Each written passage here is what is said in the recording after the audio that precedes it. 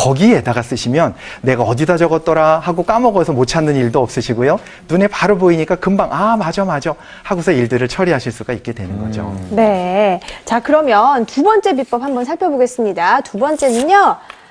가계부 쉽게 쓰기 냉장고 시장 기록장. 네. 네, 그거는요.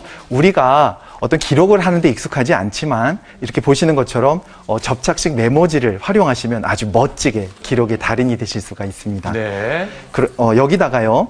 만약에 장을 보러 가신다든지 중요한 약속이 있으실 때는 여기다 적으셔가지고 냉장고에 혹은 싱크대 앞쪽에 이렇게 붙여놓으시면 되겠죠. 네. 이렇게 붙여두셨다가 또 장을 보러 가실 때는 이거를 지갑이라든지 휴대폰에다가 붙이시면 됩니다. 그렇게 붙이시고 가셔서 아 내가 이걸 가지고 왔구나 하고 보시고선 하시면 되고요. 구매를 다 하셨을 때는 표시를 하시면은 아 내가 뭘 샀지 안 샀지를 알 수가 있는 거죠. 네. 예를 들면 이런 것입니다. 이렇게 메모지에다가 뭔가를 적습니다. 그래서 송이버섯, 애호박, 파프리카. 그런데 오늘은 귤이 좋은 게 없어요. 그러면 귤은 못 샀잖아요. 근데 보통은 이렇게 해가지고 오시면 귤 사는 걸 까먹습니다. 그런데 지갑이나 수첩에 그걸 적어놓고 오시면 나중에 이걸 떼가지고 지금 보시는 이 수첩에다 붙이실 때 아 맞다 귤을 안 샀구나 하시면 가까운 마트에 가셔서 또 사실 수가 있는 거죠. 알뜰주부의 요령은 메모가 힘입니다. 네. 자, 그 다음 비법 알아볼까요? 세 번째입니다. 기억을 돕는 메모법, 꼬릿말을 다루라. 네, 백화점이나 마트점에 가셔서 옷을 사실 때 옷의 세탁법이라든지 재질이라든지 사이즈라든지 이런 걸 어떻게 확인하십니까? 옷에 달려있는 태그라는 걸 보고 아시지 않습니까? 네. 우리가 하는 메모에도요, 이렇게 꼬리표를 다시면 한눈에 모든 정보를 아실 수가 있는 것입니다. 보통은 세 가지 정도를 적으시면 좋은데요. 이런 거죠. 오른쪽 상단에는 언제 갔는지 날짜를 쓰시고요. 누구랑 갔는지 함께한 사람을 적으십니다. 그리고 왼쪽에는요. 왜 내가 거길 갔지? 하는 장을 보는 목적, 그리고 어디 가서 봤지? 이런 장소들을 적으시면 좋고요. 네. 장을 보는 경우에는 마지막에 얼마를 썼다라는 목록까지 적어두시면 아주 좋으십니다.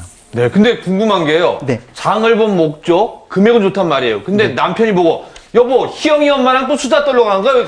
왜 희영이 엄마는 거기다 왜 적어놓는 겁니까? 궁금하게.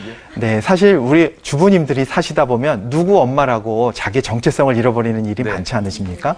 인생을 돌아보면 내가 뭐라고 살았는지 정말 어떻게 보면 좀 우울하시다는 말씀도 하십니다. 그런데요, 이렇게 메모를 하실 때 누구랑 가고 어디에 가고 언제 가고를 적어 놓으시면 그거 하나가 나의 아주 멋진 인생 수첩이 되십니다. 일기처럼. 네, 살아온 일기가 되시는 거죠. 네, 그렇군요. 자, 다음 비법도 기대되는데요. 네 번째 비법은요.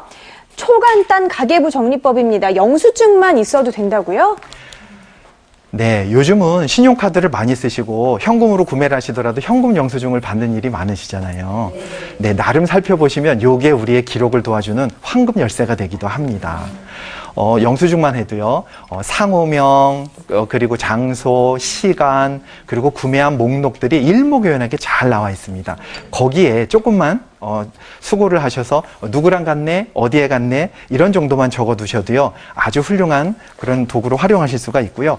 그렇게 적어 오신 거를요 이렇게 봉투에 모아 두셨다가 메모지에 적으셔도 됩니다. 이렇게 우리가 쓰고 있는 탁상용 캘린더라든지 가계부에다가 이렇게 하나씩 붙여 놓으시면 됩니다. 그리고 위에 남편 생일, 딸이랑 술 한 잔, 친구와 함께 데이트 이런 식으로 써 놓으시게 되면 이거 자체가 아주 훌륭한 메모가 되고요. 기록이 되실 수가 있는 거죠. 그러니까 뭔가를 너무 잘하려고 해서 너무 자세히 좀 적어놓고자 해서 생기는 것들이 이게 문제가 분명히 시작되는 것 같습니다. 간단하게 해보라는 말씀이고요. 또 네. 비법 다섯 번째 보겠습니다. 이것 하나만은 꼭 시간 순서를 지켜라군요. 네.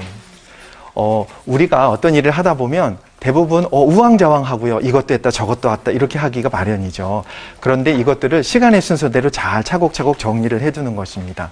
시간 순서대로 하는 것이야말로 효율적으로 데이터나 자료를 관리할 수 있는 방법이고요. 나중에 무언가를 다시 찾아내더라도 굉장히 빠르고 정확하게 찾아낼 수가 있는 비법이 되십니다. 네, 자 이제는 비법을 알았으니까 계속 써봐야겠다 생각하실 텐데요. 끝으로 좀 잘 정리하시라고 좀 용기를 좀 주시겠어요?